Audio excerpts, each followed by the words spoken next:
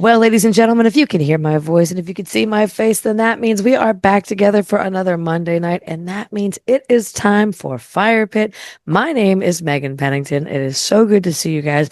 I feel like I've been here, I've been there, I've been everywhere, and I have been kind of a hot mess through it all, but things are finally feeling like it's coming back to normal, and I love that. For me, for the kids, for the show, and of course, with me as always is my friend Jim Skiff, and he's got a hell of an interview. So, Jim, first of all, how you doing? Second of all, tell me about your friend. Well, number one, I'm doing great, Megan. We had a blast at Breeze Fest this weekend. We had a ton of wonderful musical performers at the acoustic stage at Antonio's, also at the band stage, which you were hosting right down the street at Looking for Group. I know you had a lot of great acts there. Cassie Bruno also had a number of wonderful comedians outside of Red's Good News. It was a great day all the way around. And the music at Antonio's was actually kicked off by our first guest, who we're going to have with us on the show this evening. Joe Matzzie is a guitarist, vocalist, and songwriter. Music Connection magazine described his voice as a signature high register rasp that conveys an ever-present feeling of love in his lyrics. Growing up in Pittsburgh, he began playing music at the age of 5. He was a founding member of the early music ensemble Mince Pie, which performed at Renaissance festivals throughout the Northeast and amassed a huge cult following. He's been writing and recording his original music since he was 19, including The First 20 Minutes, an EP that was released in 1997, 2014's This Box Makes Noise, and his most recent recording, Classical Guitar. We're very happy to welcome to the Firepitt Mr. Joe Matzzie. Joe, how are you this evening? I'm doing great. I'm glad to be here with you. Yeah. Well, I'm so glad to have you here. I really enjoyed your set at Breeze Fest, and we had a great time chatting about your musical background. Why don't you fill our listeners in a little bit on your history? I know you're originally from our area, and you spent some time at the Berklee School of Music, migrated out west. You have a heck of a story. Please fill us in. Yeah, I've kind of been all over the place. I technically wasn't born in Pittsburgh, but my parents were from Pittsburgh area, Western PA, and so I was born in Albany, New York, when my dad was teaching there, and then they moved back to Pittsburgh. So from the time I was 4 to I think 23, really, I've moved around a lot, but I did grow up in Pittsburgh, and then spent like 8 years in New York, and I went back to school in Boston, and then moved to LA for about 14 years, and now I'm back here to stay for for the time being. I just like, I've been around music my whole life, and love writing songs and singing and playing guitar, and yeah, so it's been a party. Well, when did you first begin writing songs, Joe? Was it at a tender young age? Well, it was I was actually I was like 14. I just turned 14, and at the end of junior high, of some friends of mine in high school said, let's form a band, and they asked me to be the guitarist. The band was called the Pedestrians. We were 14. We were like the youngest band in the school, when we started high school. And we were pretty terrible, and we thought we were the greatest we're almost as good as the Beatles. And no, that was so as far as songwriting, the piano player in the group, Paul, was like writing, he was writing serious songs. He was like really into Billy Joel, and I was a little more rebellious at the time. I was going through like a heavy metal phase. I was into Quiet Riot, and but I think I picked up, everybody in the group was writing songs. And so I started, my first songs were like chants, like just, there was one that was, "Do you trust the establishment?" And it was just like over and over again. And I had this really long song called Pure Luck that was like 3 pages of like obscure Frank Zappa kind of bizarre lyrics where I would just try to put as many nouns as possible into a song. So yeah, over time you get better.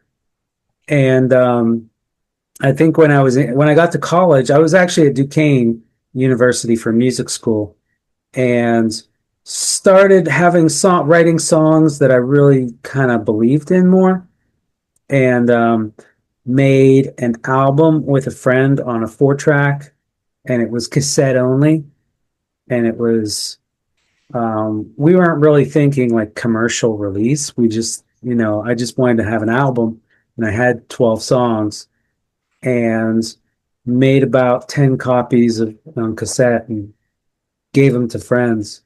So yeah, I've been just kept writing songs my whole life. Yeah. Was that first effort recorded at Duquesne, and did it feature some other students from that era? That's right. It was yeah, the first time in the studio was when we were like 14 or 15. And I think I still have that cassette up on the wall. But the album that was like me as like an artist, it was called Joe Matzie's first album. And I used everybody I knew. Like at the music school, every singer, I was like, "Hey, you want to sing backing vocals?" And we had like mattresses set up, and we had a drummer come over. My friend from the high school band, Sean, played drums on that. We had horns. We had like 4 or 5 horn players come over. So it was a crazy circus of sounds. Yeah, it was fun. And what led you to move out to Los Angeles after you completed your schooling here in the East? Yeah, well, so I finished at Duquesne. I was studying classical guitar. And then, ironically, because I was in classical guitar in school, but I was like, I want to be a rock star. I mean, that was always like the slightly whatever. But I mean, that was, ambition. Really, the ambition was to be a professional musician. But I moved to New York City for 8 years. And from there, got the impetus, I think around 2001. I was looking around at people I knew in New York, and I was like, a lot of them went to Berklee College of Music, and I'm doing music for theater, because that's what I was doing, like music for Shakespeare plays and stuff. And I was like, I could be doing this for film. So the strategy, the whole big scheme was to go back to school for film scoring at Berklee, and then move to LA because the weather will be better.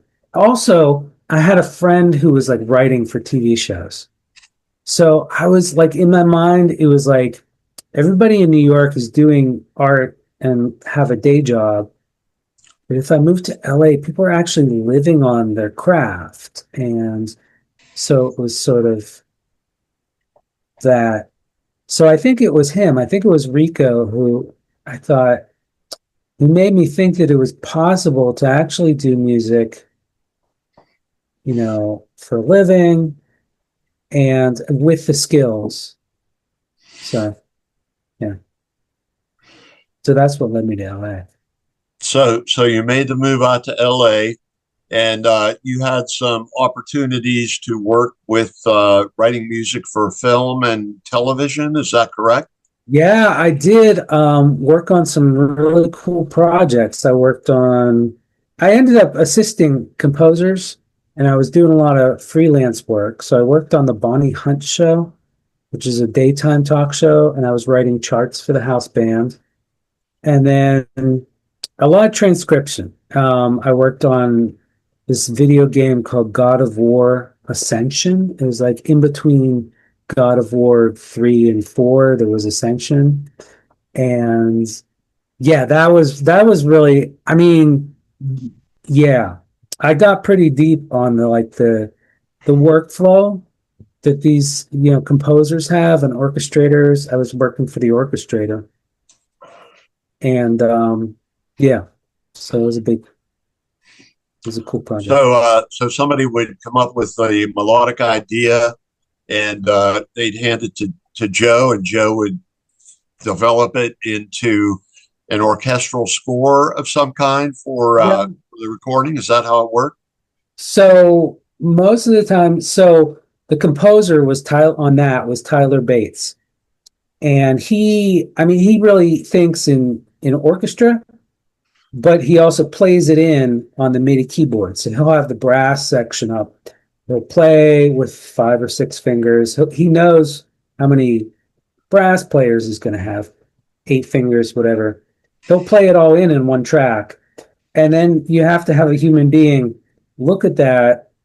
And I mean, they would have done it by just printout if they could, but you can't.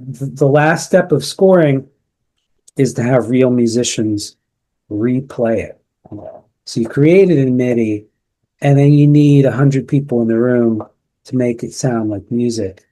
So he would play it into Pro Tools actually, and then I would bring up Finale, and I was more of a Sibelius. I like Sibelius software, but he liked Finale, and my boss, who was his orchestrator, liked Finale. So, I'd look at the brass section. I'd say, okay, trumpet one's going to play this note, trumpet two and the French horn are going to double this note. The bass trombone's going to play the bottom line. And basically, I was doing like the first step of the orchestration. Yeah. And you have to know, like, in MIDI, the note will kind of hang over the beat, and you just have to make it a whole note, draw a crescendo, and musicians know how to read that. Yeah, so it's kind of knowing what the musicians are going to look at, how to play. So that education at Berkeley with writing orchestral scores really came in handy for you out west in LA, and you lived out there for a while. Take us up to the point where you're recording Would You Be My Valentine, which is the first track of yours that we're going to listen to this evening. How did that come about? Yeah, that's a good question. I'm trying to think of it's just a sweet song about Valentine's.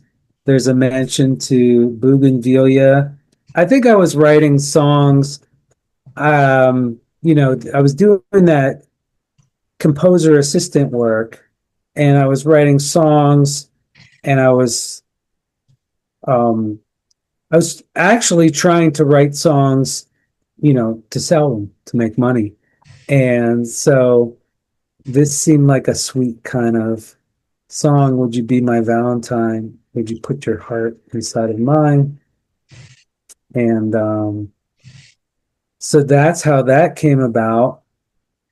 Yeah, and I wrote a bunch of songs. Like I think I wrote that 2012 or 2013, and then ended up doing a Kickstarter campaign to fund it, and hired a producer, which was like my first time working with a producer.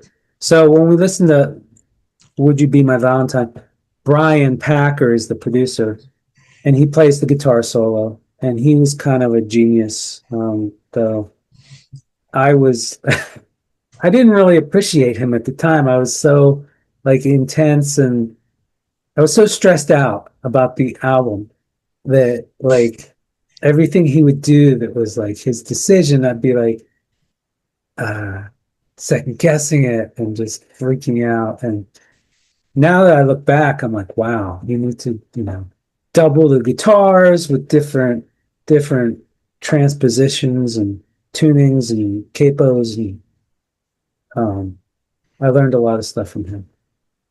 And you were able to fund that project with social media, with your own personal network, and you were Yeah. able to raise funds that way. Talk to us a little bit about that. A lot of artists are engaging on those kind of projects. I myself am working on a project right now where I'm working with Plaid Dog Studios up in Boston, and they're helping me to fund my next project. And it seems like a really viable way to go for a lot of artists. So, tell us a little bit about that, and then we're going to take a listen to that song. Yeah, man. I just was talking with a friend about finances. And, different artists get different finances in different ways. I heard the story about Lady Gaga where she actually has financiers, and investors. And I suspect a lot of, big artists need to do that. I discovered the Kickstarter thing. I think I heard about Amanda Palmer doing it and raising $1 million. And so I watched hers and I picked up a lot of things from hers. It was really, I mean, the biggest thing that project did for me was it forced me to get my fan base together. And who do I know and who's following my music? And of course, all of my friends too, associates, acquaintances, put them all in one place, think strategically, okay, what video am I going to make? What words am I going to put on the Kickstarter? And it was Kickstarter is all or nothing. So if you don't hit the goal, you don't get the money. So some people will do Indiegogo or the others. I'm blanking on the other one, GoFundMe. I think actually, if I hadn't been doing Kickstarter, I wouldn't have been as motivated. And I did actually have a friend who, like, in the last 20 minutes, he chipped in like the most amount of money because he was watching it. But yeah, it was intense. And it was like I was posting every hour with a sign on Facebook that said, an hour to go, $1,000 to raise. And the urgency, the call to action, it was good. I actually had, oh my God, somebody like contributed, and I was like, I don't know this person.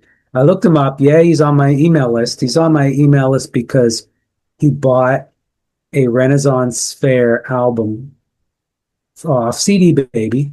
And back in those days, CD Baby would give you the person's email. And so I searched for him on the email, on the web, Michael Barnstein.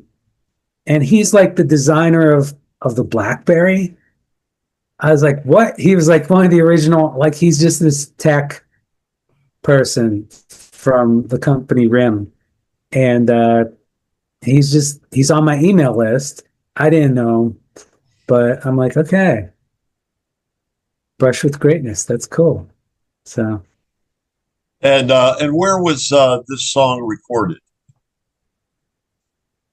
Would You Be My Valentine? It was recorded mostly at Brian Packer's apartment, but then we went into the studio and the drums and bass and I think my guitar were done at King Size Sound Labs is in Eagle Rock.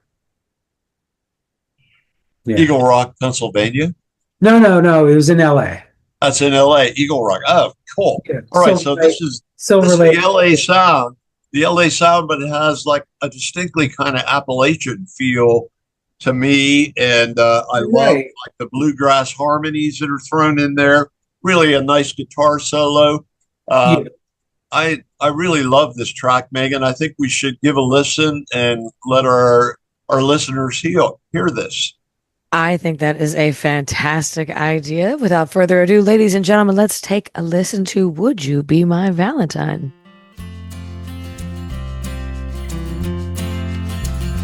Would you be my Valentine?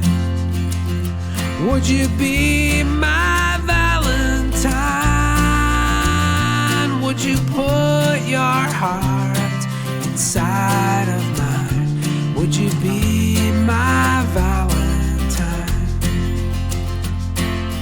I would build a garden green, hidden from all view, with the bougainvillea covered stream. It's there I'll say to you, would you be my Valentine?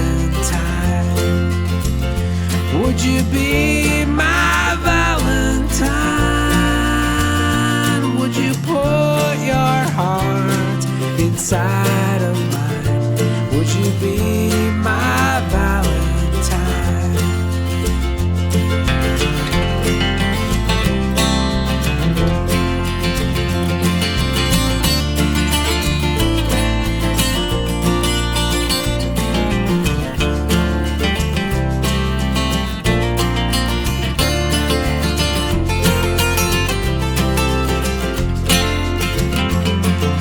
Let me write your poetry, everything I know to be. Words of love on every line that spark when they combine. And when Cupid's arrow flies, and when Cupid's arrow flies, it will be received to no surprise. When Cupid's arrow flies, would you be my Valentine? Would you be my Valentine? Would you put your heart inside of mine? Would you be my Valentine?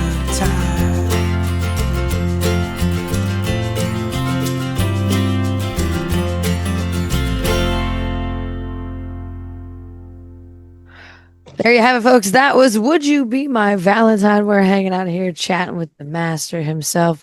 Jim, take it away with more questions.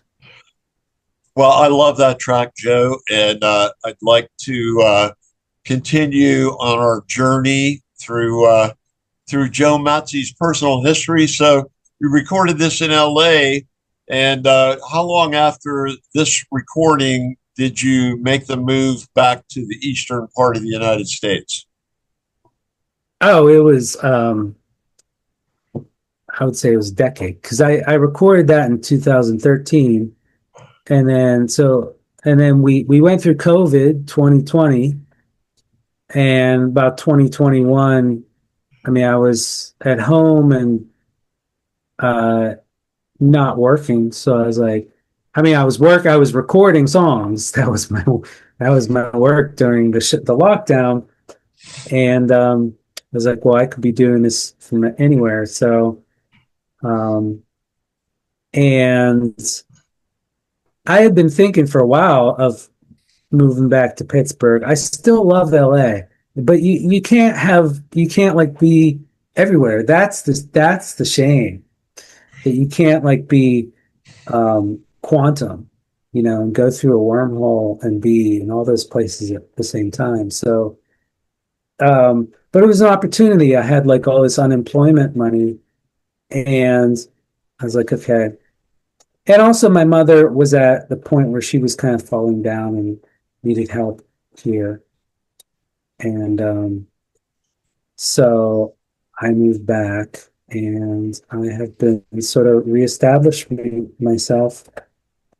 And it was a big change, you know? Oh yeah, and I definitely hear kind of that LA sound influence in your music. I get like kind of that Crosby, Stills and Nash vibe. Were you a Oh, fan? And talk to oh us yeah. about your musical influence a little bit, Joe. And I'm also wondering if you ran into any of those folks up in Laurel Canyon way when you were living out that way. I mean, I just grew up, when I was a teenager, we were all listening to music of bands that had broken up um, years before, but Crosby, Stills was one. When I was 18, I discovered Joni Mitchell, and I was actually busking in Oakland and here, and this guy came up to me and asked me to play some Joni Mitchell, and he said, you know, and I had heard both sides now on the radio, but so I tried to fake it. I've seen things from both sides now, and he's like, yeah, that's it. I'm like, no, it's not. So I went to the library, and I got out Clouds, and I got out Court and Sparks, and I put it on the turntable, and I was like, I got it. It was like she's the way she writes songs is like the way you should write a song, where like she's ripping her out and just like speaking the truth and speaking about her feelings, and it just made a lot of sense. And I also like the harmonies. I've always been into things that like Sly and the Family Stone that have weird harmonies and uh, um, it's kind of quirky, you know. Jazz harmonies, I and guess you you can could hear them say, in Joni's work too. You know, Joni yeah. started out as a folky, but then she started hanging out with some of the jazz musicians. She did an album with Mingus, and really I kind have of that. branched out. And I get that vibe from you as well, Joe. That maybe you started out as a folky, and I hear all kind of jazz influences and harmonies in your work as well. Well, I used to play jazz, but the other musicians would laugh at my solos. Sorry. Um, yeah, no, I mean, when I was in high school, my friends were listening to jazz, and um, I like everything, so I like it. But I'd never call myself a jazz head, but um, I'm just interested in everything. I like classical music. I will blast classical music while driving. Um, I like when I'm listening to the radio, I like when something unusual comes on, like a reggae show or a Celtic music hour. You know, I like world music a lot. Um, my stuff it tends to be folk, but it's really acoustic, and that's what draws me to, I guess, to folk. I mean, I've been listening to Gordon Lightfoot and John Denver, and I went through like John Mellencamp um, when he was putting out albums, and so really a lot of that stuff, and I've played a lot of different acoustic music styles. When I was playing at the New York Renaissance Fair, we would play behind the gypsy dancers. We would play traditional Celtic music. We'd play Middle Eastern, um, or Hungarian medieval dances and stuff like that. So I like on strange instruments. My instrument wasn't that strange. The classical guitar with narrow and strings. But we had somebody in the group who was hurdy-gurdy and a harpist, and I actually do play hammer dulcimer, so it's in the other room. Well, the next track we're going to listen to definitely has almost a classic country kind of feel to it. It's really a beautiful ballad. It's kind of a goodbye song, I guess. Lost in translation. Please talk to us a little bit about the imagery and the sound of this beautiful song, Joe. Sure. This song was named after a horse, a racehorse. Um, Actually, I was in a songwriting group and somebody gave the prompt. We had a list of racehorses, and one's named Lost in Translation, but they spell it differently with a Z or something. And I guess, I was sitting at home during the lockdown and I started thinking about an old relationship that I had at the Renaissance Fair. And I would be playing guitar in the New York subway during the week. And then I'd go to the Renaissance Fair, and it was sort of this summer romance. And that's really what the song was about. And after writing it, I realized that's what the title triggered. Lost in Translation was about this relationship. If anything was lost, was us speaking different words. That's, I guess, what it was about. And the production on this song is really impeccable. I just really like the way it's put together. Talk to us a little bit about where it was recorded and who the musicians are that we're going to hear on this track. Yeah, I should probably look that up. So there was the guitar and the voice was recorded in my apartment in LA at the time. And I used a bass player who I met on Sound Better. There's a website called Sound Better. I think it's called Sound Better. And you find musicians. So I looked up bass players. I actually, on this album, Baby Steps, there's like 6 different bass players because I was really experimenting. But his name's Craig Aiken, and he just moved. He was in New Jersey, but he just moved to Nashville. And he's great. So I sent him the track and he played over it. And then I hired a mix engineer. That's the person I can't remember because I hired 3 different mix engineers. But if you look on the credits, if anybody wants to see, they can go to Bandcamp, and look up who the engineer on Lost in Translation is. But I had somebody mix it, and then the mastering engineer is in Portland, Oregon, and his name's Dana White. And that's how we did it. It's really guitar. Oh, and there's piano on it, and that's me playing this thing, which I'm getting more bold in the keyboard playing. But, yeah. Well, you are a multi-instrumentalist. What do you think, Megan? Let's give a listen to Lost in Translation. Here we go. Now, don't get lost now. Come back after we listen to this song. Without further ado, here comes Lost in Translation.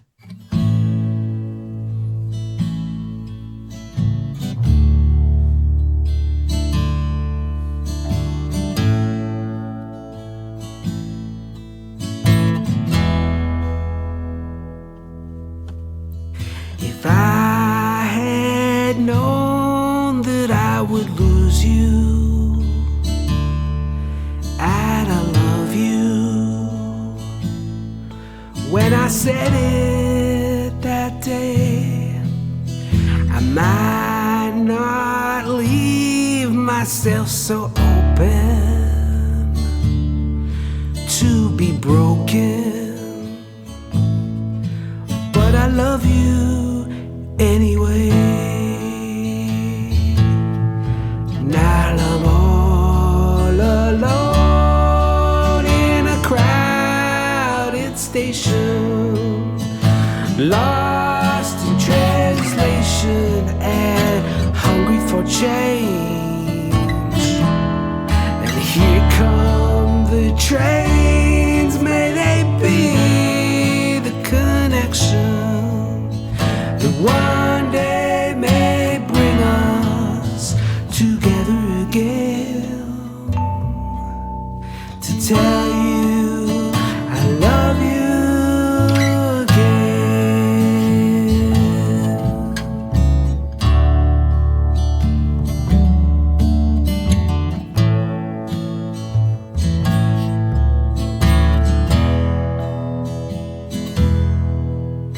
You came and filled the days with color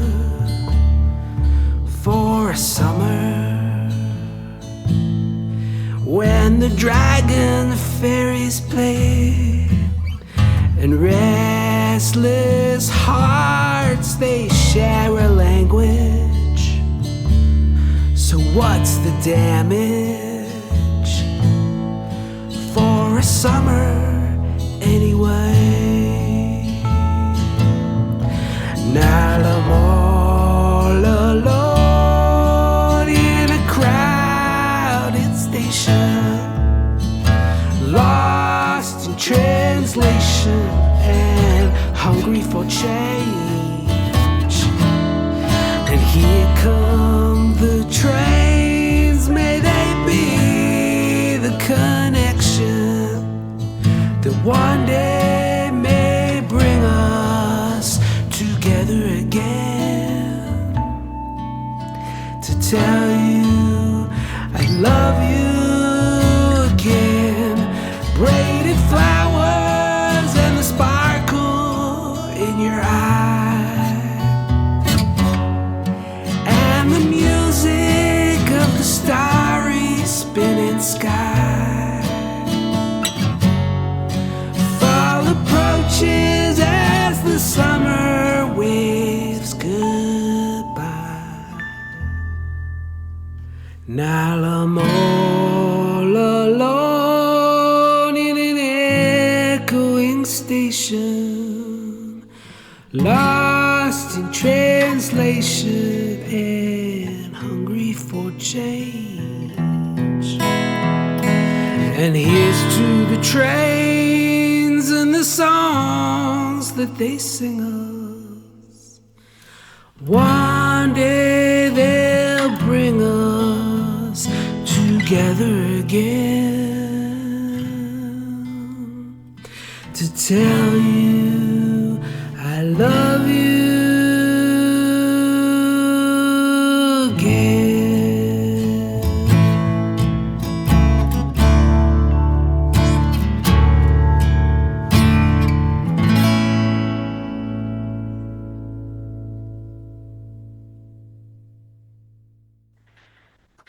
There you have it, folks. That was Lost in Translation. We have been hanging out this evening talking with Joe Matzzie. I'm really glad I got to run into you at Breeze Fest. I'm glad we get to talk tonight. So, Joe, tell me, what do we have coming up? Any future shows, any future releases, any shout outs? Now's the time to lay it down thick.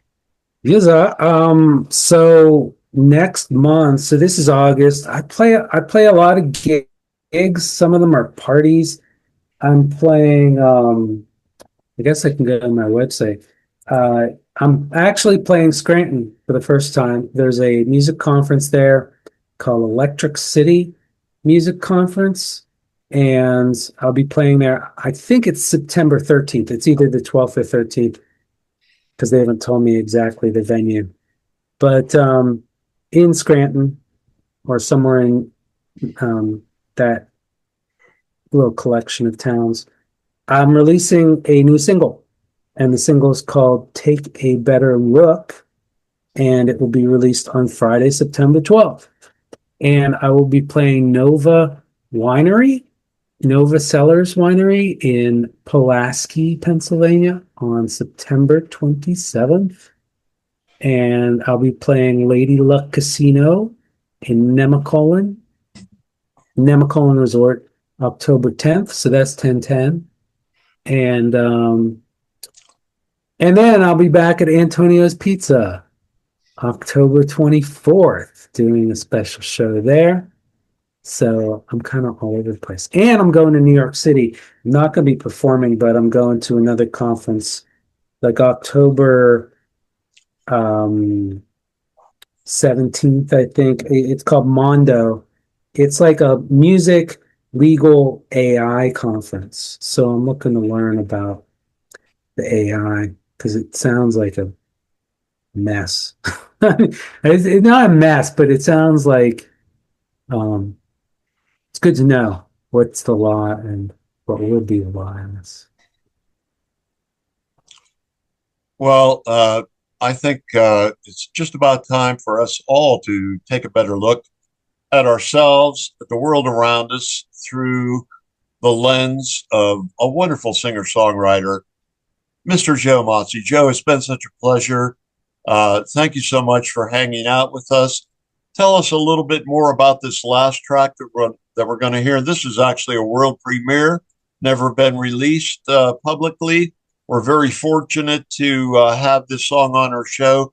Talk to us about it, Joe. Yeah, I there's as there is with a lot of songs, there's multiple stories about it. The phrase was from a prompt. Somebody on Facebook, a friend of mine who was working at a video game company, was like, "Hey, our video game company's looking for this song for the credits, and it would be something along the lines of 'Take a better look at us.'" So I wrote the chorus in like a day, and then I kind of put it aside and didn't finish it, didn't submit it, and then a few years later, well, this year, 2025, I finished the song and recorded it. And what it's really about the feelings of the book On the Road by Jack Kerouac, and specifically just the way it meant me, like just the vibe. I don't know. When I started reading On the Road, I told a friend, I don't get this book. It's like they're sitting at the side of the road eating pie. Nothing's happening. And she's like, "Oh, keep reading. You'll love it." And it just kind of turned into like this metaphor of being on the road and being high and then low and then yeah. So that's kind of what the song's about. And it's 2025, so it turned into a song about current events too. So that's it. All right. Well, it has indeed been a pleasure chatting with you. Thank you so much for spending some time with us, Joe. We love your music. I know our listeners are really going to love this track that we're going to leave you with. And everyone, check out Joe's website to get the schedule of where he's going to be appearing. All his work is also available on all your favorite streaming services. So please check him out. And check out all of our Scarfire events that we have coming up that I'm sure Megan will remind you of before we end the show this evening. One thing I'll say about this is that this song is great for blasting out of your car. It's folk music, but you can crank it. So, Ooh, love a good folk song that you can crank. Joe, thank you so much for your time and for your talents. We are so happy to be able to share the Pittsburgh music scene with you. With that, ladies and gentlemen, I'd like to say thank you for tuning in for all things Firepitt and all things Scarfire Media. Check out the website where you can find all of the services that we offer: the Flame, the catalog, the podcast, everything that you can think of. It's all at scarfireradio.net. If you didn't know that, now you know. Until next time, ladies and gentlemen, stay healthy, stay happy, stay safe, but most importantly, as we take a listen to Take a Better Look, peace and love. I'll see you at Scarpaces. Take better, take better, take a better look at us. Who could know the weather we've been through together? Take a better look at us. You were love and love was all around you, and then it all came tumbling down. Loneliness has found you. We tried to turn the river our way, all the lessons that were taught and the damage that we caught. If we live to see the sunrise of a new day. Take a better, take a better, take a better look at us. Who could know the weather we've been through together? Take a better look at us. Who could know? Who could say? Were you there when we wailed against the midnight sky like fire?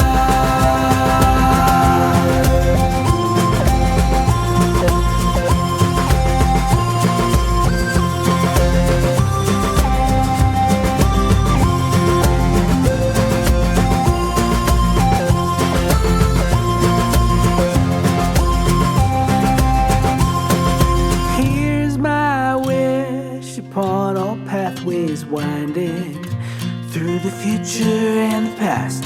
You'll be there shining. I know for any random reason there will be music to be played and loving to be made and the stories to be saved from every season. Take a better,